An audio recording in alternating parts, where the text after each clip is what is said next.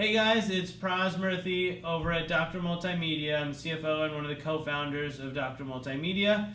We've been coming to you with these marketing sessions daily, trying to share as much marketing information, tips, tricks, explanations as we can to all our doctors out there, whether you're a client or not. If you're interested in digital marketing and you want to learn about anything really, you can always send in questions. Leave them in the comments below if you're watching this on Facebook or Instagram. We'd be happy to answer them.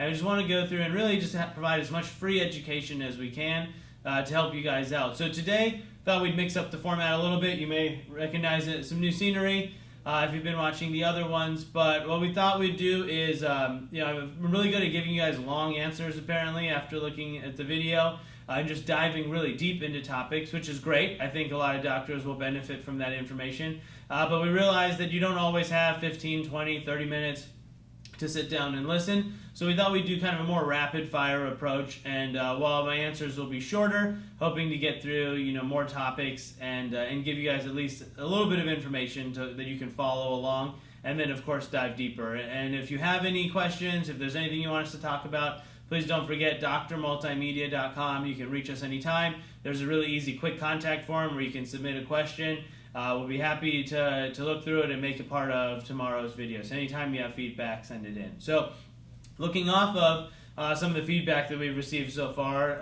via email and through the website, a couple quick questions that I thought we'd answer that are a little less involved than the whole marketing spiel or the whole marketing talk. So first one's really simple. It says here, hey Pras, how much should I spend on digital marketing? So great question. It depends what approach you take, whether you view your practice as a business owner or view your practice as a doctor. So if you just want to be real strict and to the point definition, the Small Business Administration thinks that you should spend about 7 to 8% of your revenue on marketing, especially if you're making less than $5 million, which most practices are. So if you think about it in those terms, even some of the more expensive marketing companies are still well within budget. If you're doing $1 million a year, that's going to be $70,000 on marketing, which is going to equate to almost $6,000 to $7,000 a month. Just consider on our side, our highest services are like $1,000 or $2,000. So even if you did everything that we have to offer, there's still plenty of room in your marketing budget. So short answer, 7 to 8% for a normal business. Now, obviously being a medical practice, not exactly a normal business. Your overhead, your recurring costs, your equipment costs are a lot different. So we can understand that percentage coming down. But if you look at your practice as a business and you look at what percentage you need to be spending, you'll almost always find that it's way more than you're actually spending. If you look at digital marketing as an expense, kind of as like a utility bill that you just have to pay, then the game is to keep your bill as low as possible. So you hear about people spending $50 or $100 a month on their online presence. That's not going to get you the results you want. It's definitely not treating the internet as a marketing outlet. You can't buy anything on TV or radio for $100 a month. The Yellow Pages was more expensive than that. So it really just matters what lens you use to look at your online marketing. If you treat it like a business and you think of the internet as real marketing, 7 to 8% kind of as minimum, and I think there's a large argument to be made for more. All right, so another common question here, is it better to do it in-house or to have someone else do it? So obviously we're going to be a little biased here at Dr. Multimedia since we are an agency that does this for thousands of doctors. But that's not to say it's always the best option. I always joke that everything we do, literally everything that we do here at Dr. Multimedia, you could do on your own. By that I mean there's no certificate or degree or license required to do it. If you had the time, the energy, the interest, the knowledge, the experience, you could do everything that we do for your own practice. But the problem is, as a business owner, you're usually stretched for time. As a doctor, you're even more stretched for time. Is it the most efficient use of your time to do these things or to have a staff member do them? So if the alternative is have an outside company do it or you spend 5 to 6 hours a month on the project, consider what you bill out at. Consider what other things you could be doing with 5 hours a month that I can't do to help you in terms of running your own practice. In that way, a good business owner is always going to delegate everything that they can as long as they've hired competent people and then follow up with the people that they've delegated to, and that's the way to get the most amount of productive work done. So again, if you're looking at your practice like a business, it makes the most sense to delegate out the components of this that you can or that you can afford to delegate out. And then some things are going to be kept in-house. If you saw our social media talk, there are only so many things that we can do for you from a social media perspective. We need someone in the practice working on it, sharing information with us, sharing posts, texting us pictures, etc. So you should absolutely be using an outside agency at the point where it's more efficient to do that than in-house. Now, if you're big enough, Dr. Chevette out in New Hampshire, we helped him grow his practice, from just a couple locations to 5 full locations, I think with some satellites, and he's always acquiring more. He got big enough where it then made sense to hire someone full-time, pay them a real salary and have them handle all the marketing. At that point, he actually had lots of room in his business. Now, in terms of administration, management, made total sense for him. We wish him nothing but the best. In terms of having that person in-house manage it. But if you're not at the point where it's going to be someone's full-time job, and most practices I know don't have the overhead or the operating expense room to hire someone full-time just for this, when they think about having someone do it in-house, they often just lump this responsibility on with everything else that someone's doing, whether it's an office manager or a technician or a hygienist. If you're just adding to their workload, multiple things are going to happen. There's no way they can do the job well because they only are going to have a couple hours a day at most to do it in. There's also probably no way they can do their regular job the best possible way they could if they're also worrying about this. And then it just becomes a matter of priority. They have their regular job responsibilities, and bad things happen if they don't complete those all in a day. The practice won't run that smoothly. But nothing bad really happens if you don't get to the Facebook post or you forget to post on Instagram or no one writes a blog this month. So one of the hardest parts of doing it part-time in-house is the accountability factor. How do you make sure that everyone is keeping up with it, hitting deadlines, staying consistent, not falling behind if you're not following up with them, if you're doing it just part-time in-house? Near impossible to do that. It requires a lot of organization, a lot of administration, and management. And again, if you're looking at what's the most efficient use of your time, that's rarely it. So I think it depends on the size, depends on the budget, depends on the task.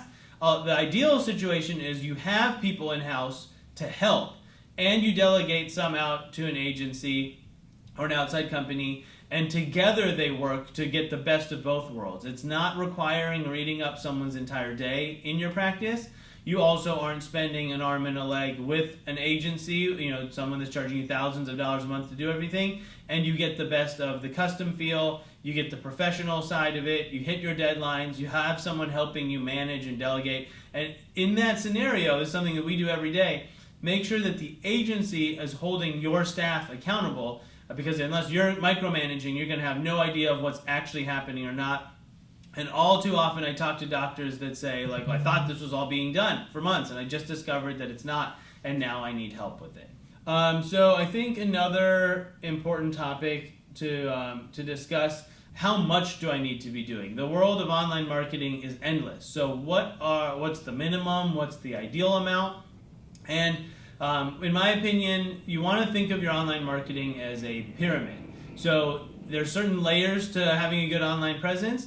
The most important ones at the bottom are going to be your website, your social media, your reviews. We talked about those as being 3 pillars of your online presence. In this analogy, they'd be the 3, first layers of your pyramid. Then as you go from there, you have things like paid advertising, Google AdWords, Facebook ads. You have email campaigns, you have local search listings, you have all the little things that you hear about and are being sold on a daily basis. In my opinion, if the bottom of the pyramid isn't stable and secure and not fully invested in, meaning you've done everything you can to make those great, you don't need to worry about the top of the pyramid, the Yelp advertising, for example. But if you have, in fact, mastered everything below it in the pyramid, then I think it's a great place to spend money as those paid advertising campaigns, email campaigns, direct response marketing. And when you do all of that, it just helps fuel your overall online presence. So it's hard to answer the question. Someone might just call me up and say, Pras, should I do Yelp advertising? Is it worth it? And the answer is always, well, it depends. If your Google reviews aren't the best they can be, putting $300 a month more into that is going to be way more useful right now. If everything is maxed out and you have $300 left in your budget, then by all means, let's do some paid advertising. and look at what the results are and evaluate from there. So since there's no end to online marketing, it's about being efficient and prioritizing your budget and building from the ground up and not being one of those practices that signs up for this service over here, that service over there. All of a sudden you're spending $1,000 a month, you're still giving $500 to Yellow Pages, and your overall budget is as big or bigger than it should be, but the things that are really going to make the biggest difference, the biggest wins, are not being handled or are being done poorly. To me, that's a worst case scenario. So to answer the question, there's not really a minimum amount, but start from the bottom and build your way up, kind of taking care of problems as you go, and then you'll see what's left in my budget, what can I afford, and continue expanding and investing in your online presence.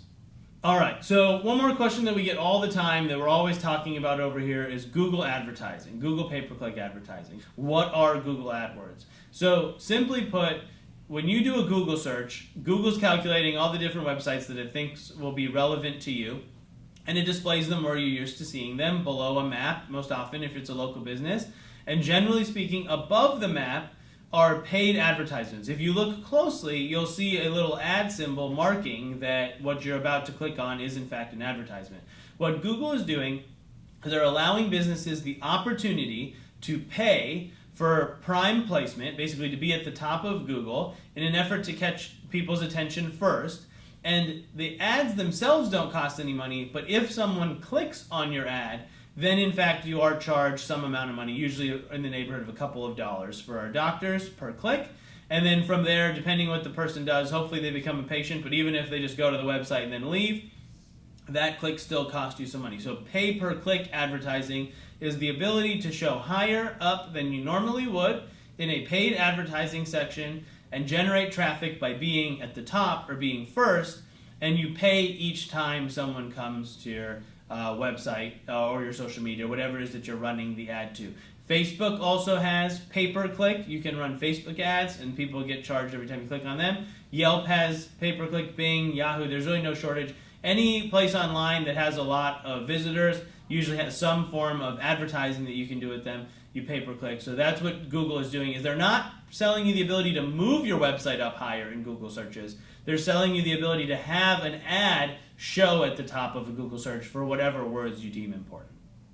All right, guys, as I mentioned, if you're just tuning in right now, my name's Pras Murthy, co-founder and CFO at Dr. Multimedia, sharing with you some free tips. We tried to do a quicker version this time to give you guys some shorter answers, and we'll expand on each of those. It's all based on your feedback, so please, if you're watching this live, leave us any questions in your comments. If you're seeing this recorded, don't hesitate to email us. You can reach us at drmultimedia.com. If you always want to stay up to date, you can follow us on Instagram, like us on Facebook, even just send us a message to the website, and you'll see polished videos of all of these sessions on our YouTube channel.